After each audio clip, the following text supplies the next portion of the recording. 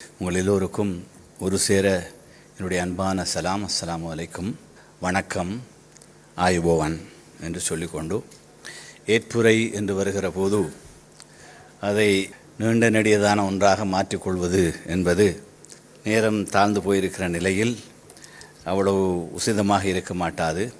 இருப்பினும் மரியாதை நிமித்தம் நான் முதலிலே மத்தியில் இருந்து மறைந்திருக்கின்ற தமிழரசு கட்சியின் மூத்த தலைவர்களுள் ஒருவரான, என்னோடு சக பாராளுமன்ற உறுப்பினராக பாராளுமன்றத்தில் நீண்ட காலம் கடமையாற்றிய நண்பர் அமரர் மாவை சேனாதிராஜா அவர்களுக்கு என்னுடைய அஞ்சலியை நான் செலுத்திக் கொள்ள விரும்புகிறேன்.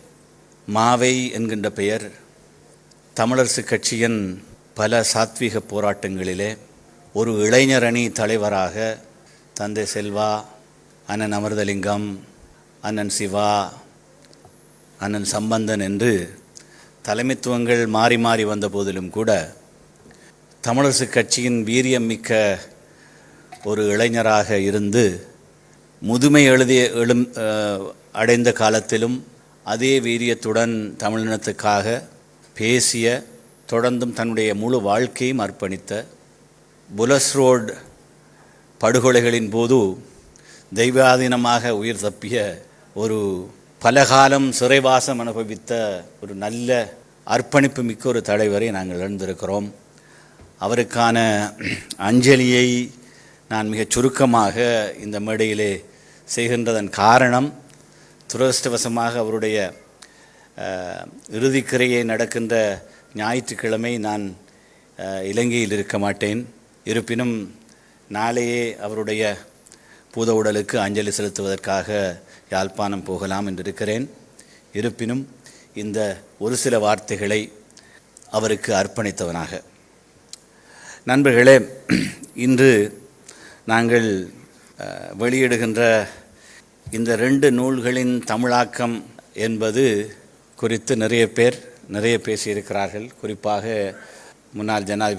முன்னாள் பாராளுமன்ற உறுப்பினர் ஜனாதிபதி சட்டத்தரணி ஜுஹைர் அவர்கள், அதேபோல் நூல் விமர்சனம் செய்த பேராசிரியர் அனஸ் அவர்கள், ஊடகவியலாளர் ஹத்தக்கா அவர்கள், இறுதியாக என்னுடைய நண்பரும் தமிழரசு கட்சி பிரமுகருமான ஜனாதிபதி சட்டத்தரணி முன்னாள் பாராளுமன்ற உறுப்பினர் சுமந்திரன் அவர்கள் என்று மாறி மாறி நிறைய பேர் என் மீதும் பாராட்டுக்களை தெரிவித்தார்கள். பாராட்டுக்கள் ஒரு புறம் இருக்க, இந்த நான் எழுதிய இந்த நூல் we are a part not a part என்கிற நூல் இன்று நாங்கள் வேறானவர்கள் அல்ல, மண்ணின் வேறானவர்கள் என்ற தலைப்பில் முஸ்லிம்கள் மீது கட்டமைக்கப்பட்ட சந்தேகங்களை களைதல் என்கிற இந்த நூலின் தமிழாக்கம் ஒரு 2-3 வருடங்களுக்கு பிறகு, ஒரிஜினல் புத்தகம் வந்து ஒரு 3-4 வருடங்களுக்கு பிறகு, நினைக்கிறேன் 5 வருடங்களுக்கு பிறகு தான் இது வெளிவருகிறது.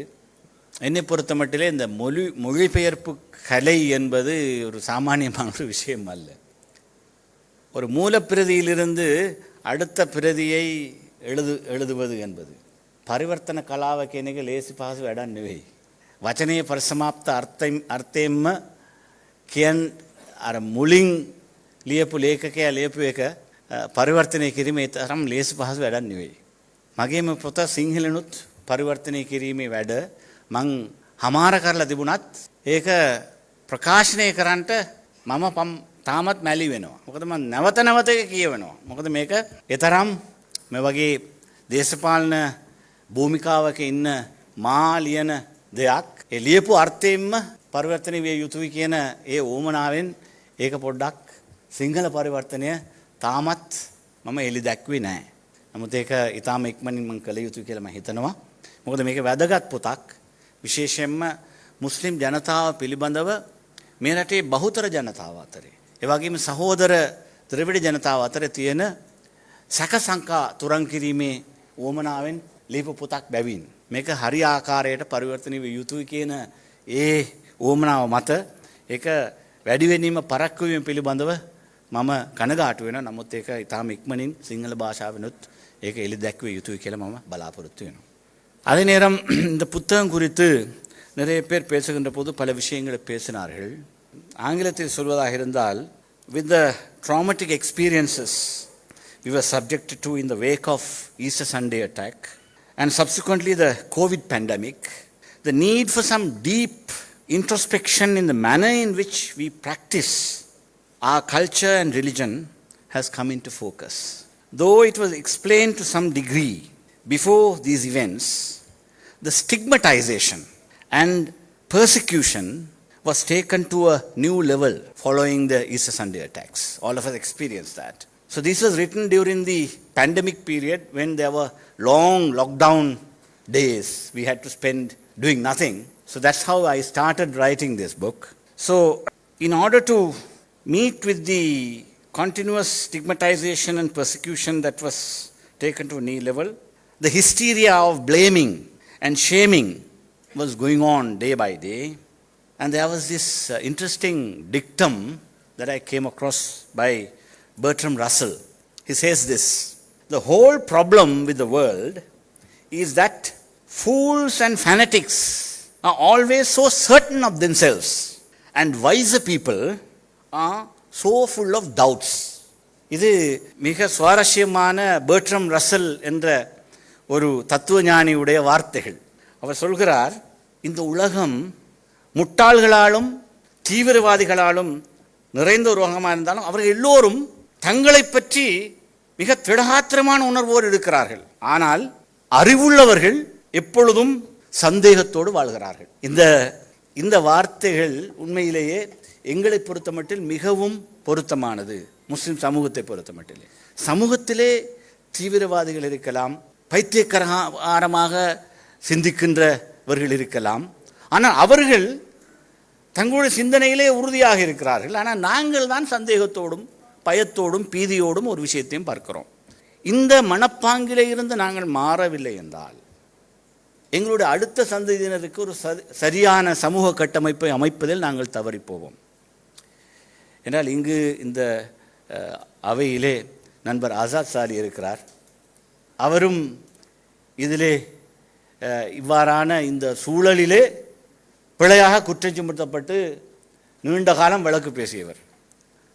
அவருடைய வழக்கு தீர்ப்பு, ஜஸ்டிஸ் ரணராஜாவுடைய வழக்கு தீர்ப்பை எல்லோரும் வாசித்து பார்க்க வேண்டும். நண்பர் ஜுஹேர் அவர்கள் எங்களுடைய உச்ச நீதிமன்றத்தின் வழக்கின் தீர்ப்பை வாசித்தார். எங்களுடைய மேல் நீதிமன்ற நீதிபதிகளும் மிக நேர்மையாக நியாயமாக சட்டத்தை அமுல்படுத்துவதில் நடந்த தவறுகளை அடையாளம் கண்டிருக்கிறார்கள். அவருடைய வழக்கு அதற்கு நல்ல உதாரணம்.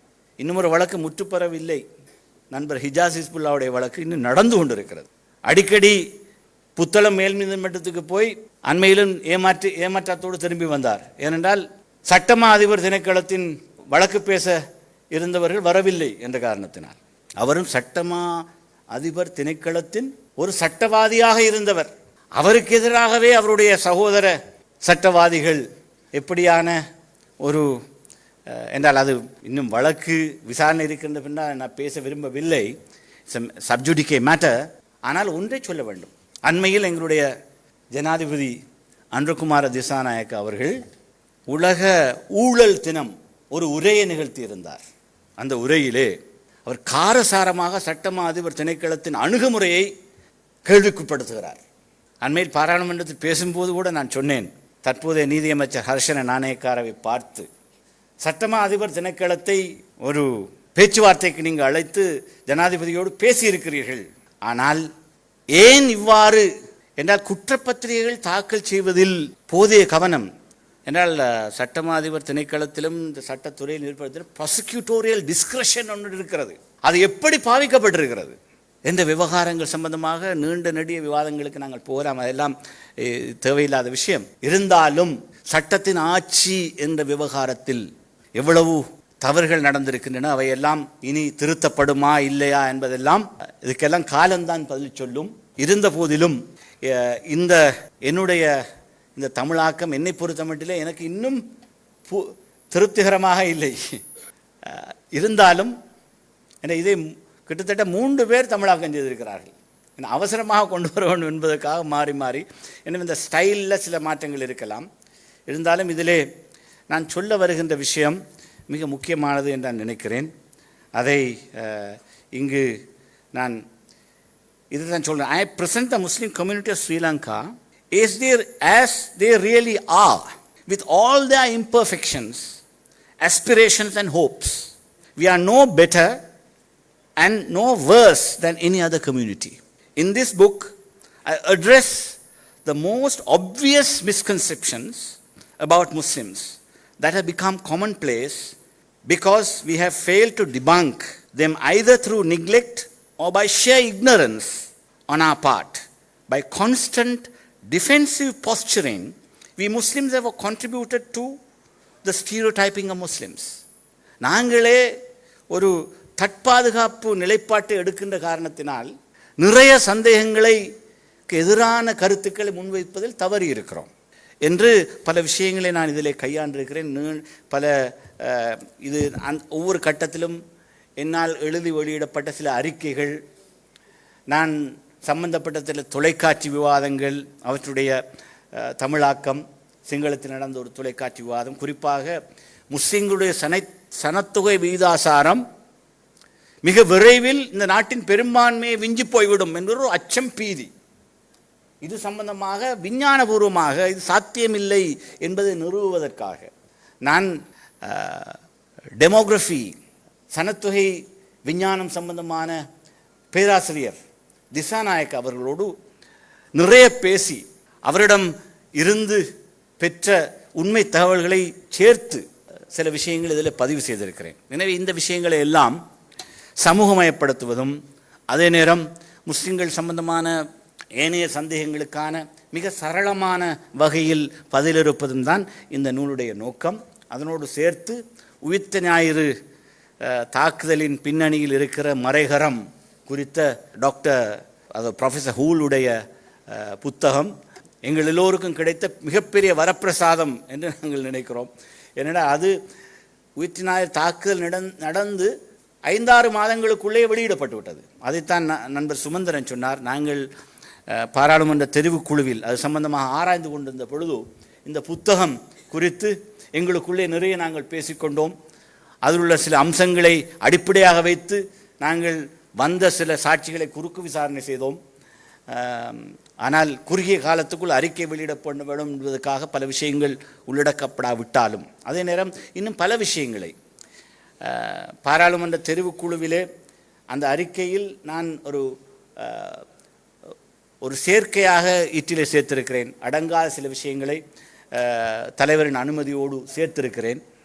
அது குறிப்பாக இந்த வஹாபிசம், அரபைசேஷன் இது சம்பந்தமான தவறான எண்ணங்களை களைவதற்காக உண்மையில் அதன் பின்னணி என்ன, அதனுடைய அது எங்களுடைய பார்வை என்ன, பொதுவான பார்வை என்ன என்பது குறித்த சில விஷயங்களை குறித்தும் நான் சில பின்னிணைப்புகளை சேர்த்திருக்கிறேன். இவை பற்றியெல்லாம் நீண்ட பேச்சாக இதை ஆக்கி கொண்டு போக விரும்பவில்லை.